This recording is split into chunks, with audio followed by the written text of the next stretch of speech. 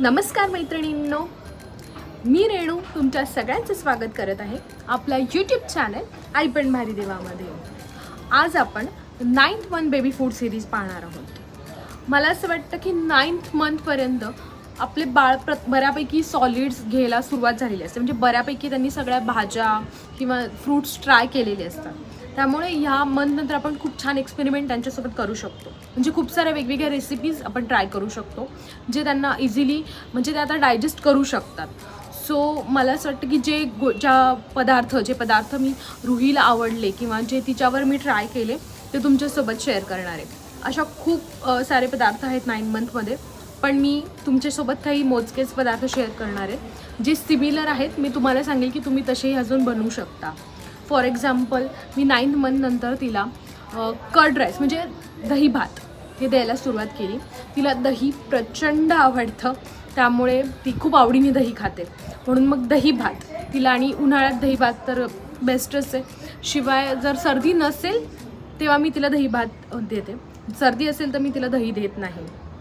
त्यानंतर अजून असतात की वेगवेगळ्या टिक्कीज, म्हणजे जसं पोटॅटो आणि मटार वगैरेची टिक्की मी तिला देते, ती तिला खूप आवडते.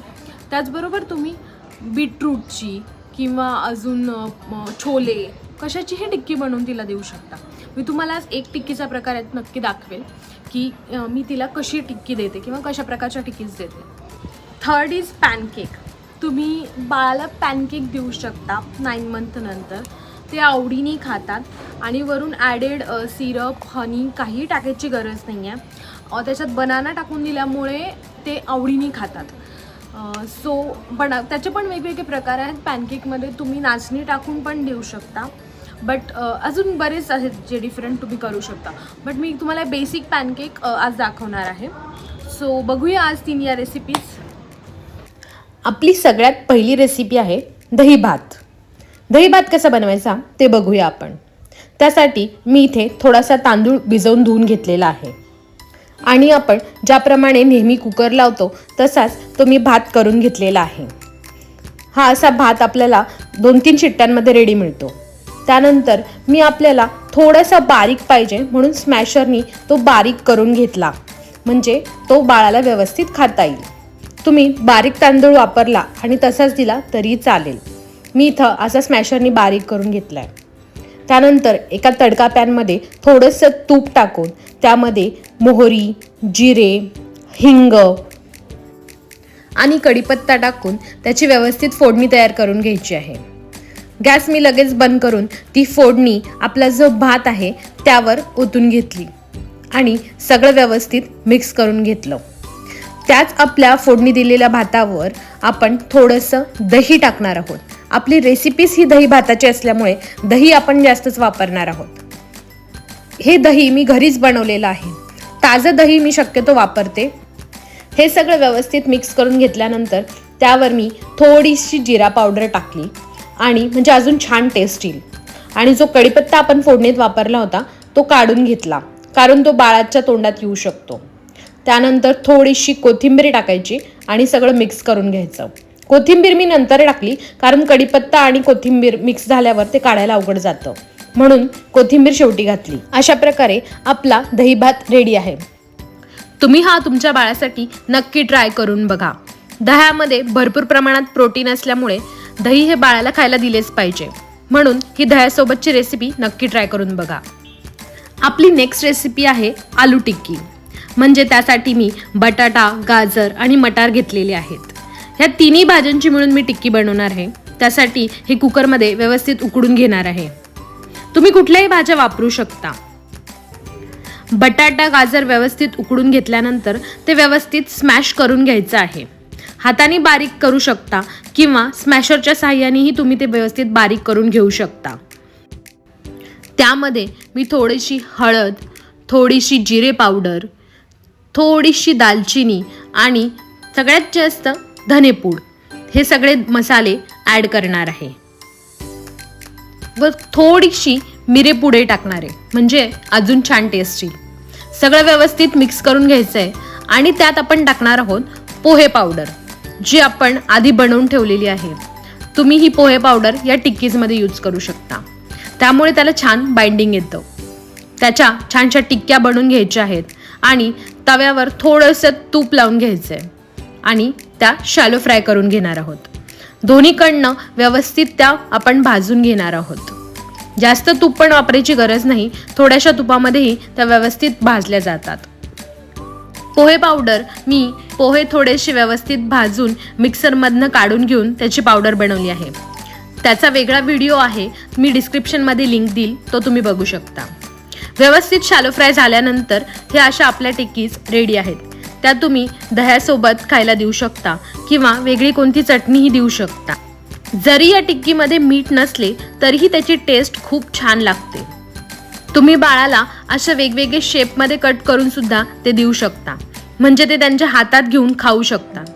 मी इथे रुहीला बघा असं हातात देते, पण नॉट नेसेसरी की हातात दिल्यानंतर ती लगेच खाईल, पण आपण ट्राय करत राहिले पाहिजे. सुरुवातीला ती अशी हातात दिल्यानंतर ती बारीक ती तोडून कुस्करून टाकायची आणि खाली सांडायची, बट हळूहळू सवय झाल्यानंतर ती आता हातात धरून खाऊ शकते. मी तिच्या खायच्या ट्रेमध्ये ते ठेवते, ते घेऊन ती हाताने खाते. हळूहळू मी तिला तशीच सवय लावली. सो ही टिक्की तुम्ही देखील बाळासाठी नक्की ट्राय करून बघा, नक्की आवडेल बाळाला. आपली पुढची टिक्की आहे साबुदाणा टिक्की. त्यासाठी मी साबुदाणा हा 4 ते 5 तास व्यवस्थित भिजवून घेतला आहे. त्यानंतर एक बटाटा आणि गाजर घेतले आहे. गाजर आणि बटाटा व्यवस्थित उकडून घ्यायचा आहे आणि जो साबुदाणा आपण भिजवून घेतला आहे तो हाताने व्यवस्थित बारीक करून घ्यायचा आहे. आपण जो बारीक केलेला साबुदाणा आहे तो आणि उकडलेले बटाटे आणि गाजर व्यवस्थित स्मॅश करून घ्यायचं आहे. त्यामध्येच आपण आपले जे मसाले आहेत ते टाकणार आहोत. अर्धा चमचा जिरे पावडर, त्यानंतर हळद पावडर आणि धनेपूड आणि थोडीशी मिरेपूड. जसं आपण मागच्या वेळेसच्या टिकीट टाकलेलं सेम तसंच यावेळेसही वापरणार आहोत. ते सगळं व्यवस्थित मिक्स करून घ्यायचं आहे आणि त्याच्या छोट्या छोट्या टिक्कीज बनवायच्या आहेत. तोपर्यंत मी इकडे तव्यावर थोडंसं तूप लावून ठेवलेलं आहे. तवा व्यवस्थित गरम झाल्यानंतर त्यावर आपण ज्या टिक्कीज बनवल्या त्या टाकून घेणार आहोत आणि व्यवस्थित शॅलो फ्राय करून घेणार आहोत. दोन्ही साईडनी व्यवस्थित भाजून घ्यायचे आहेत. थोडासा बटाट्याच्या टिक्कीपेक्षा याला वेळ जास्त लागतो. आपण जसा साबुदाणा वडा बनवतो त्या तशाच प्रकारच्या टिक्कीज आहेत, फक्त शेंगदाण्याचा कूट नाही. इथे मी त्यासोबत हिरवी चटणी बनवणार आहे. त्यासाठी मी कोथिंबीर, पुदिना आणि लसूण घेतला आहे आणि मिक्सरच्या भांड्यात थोडीशी जिरेपूड टाकून त्याची पेस्ट बनवून घेतली, म्हणजेच चटणी बनवून घेतली आहे. ती यासोबत खूप छान लागते. अशा प्रकारे आपली साबुदाण्याची tikki with green chutney ready आहे. तुम्हीही नक्की ट्राय करून बघा. अशाच प्रकारे तुम्ही बीटची टिक्की देखील बनवू शकता.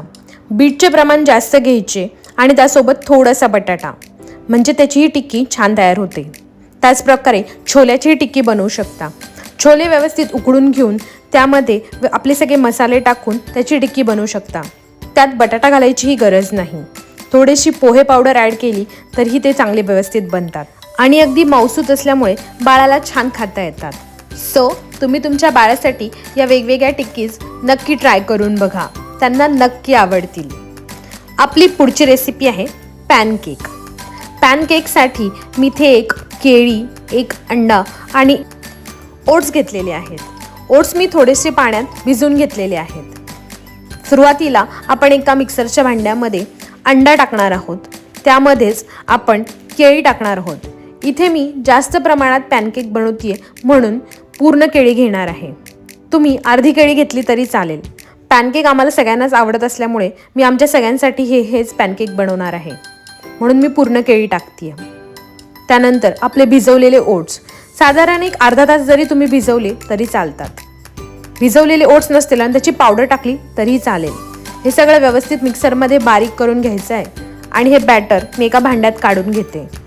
ओट्स जर नाही भिजवले तर त्यामुळे थोडेसे डायजेस्टिव्ह प्रॉब्लेम होऊ शकतात, म्हणून ते भिजवून वापरलेले चांगले. जर तुमच्याकडे पावडर असेल तर ती आपण आधीच भाजून घेतलेली असते, त्यामुळे ती डायरेक्ट वापरता येते. पण नसेल तर भिजवून घ्या. त्यानंतर मी तव्यावर थोडंसं तूप स्प्रेड करून घेतलेलं आहे आणि त्यावर छोटे छोटे पॅनकेक टाकले आहेत. ते व्यवस्थित आपण शॅलो फ्राय करून घेणार आहोत. तुम्ही तुमच्या साईजचे किंवा तुम्हाला आवडीप्रमाणे वेगवेगळ्या शेपचे पॅनकेक बनवू शकता. मी इथे छोटे छोटे म्हणजे तिला खाता येणारे शेप केलेले आहेत. त्यानंतर मी त्यावर थोडीशी ड्रायफ्रूट पावडर ॲड केलेली आहे. हे ऑप्शनल आहे, पण हे अजून हेल्दी व्हावं म्हणून मी ॲड केलेली आहे. तुम्हाला पाहिजे तर तुम्ही स्किप करू शकता. दोन्ही साईडने व्यवस्थित भाजून घ्यायचे आहेत, जसे आपण टिक्कीज घेतल्या. पण हे लवकर होतं, त्यामुळे लगेच रेडी होतात. अशा प्रकारे आपले पॅनकेक रेडी आहेत. जर तुम्ही अंड खात नसाल तर ओट्स, दही आणि बनाना टाकूनही पॅनकेक बनवू शकता. यामध्ये तुम्ही नाचणी टाकूनही पॅनकेक बनवू शकता. पण हे खूप बेसिक व्हर्जन मी तुम्हाला दाखवलं आहे. तुम्ही याच्यात वेगवेगळ्या व्हरायटीज करू शकता. अगदी तुम्ही देखील हे पॅनकेक खाऊ शकता, इतके हे छान लागतात. त्यामुळे तुमच्या बाळालाही हे नक्की आवडेल. सो नक्की ट्राय करून बघा. सो या तीनही रेसिपीज कशा वाटल्या ते मला कमेंट करून सांगायला विसरू नका. भेटूया मग आपण नेक्स्ट ब्लॉगमध्ये. तोपर्यंत तुमचं आई पण आणि बाई पण दोन्ही एन्जॉय करा. बाय.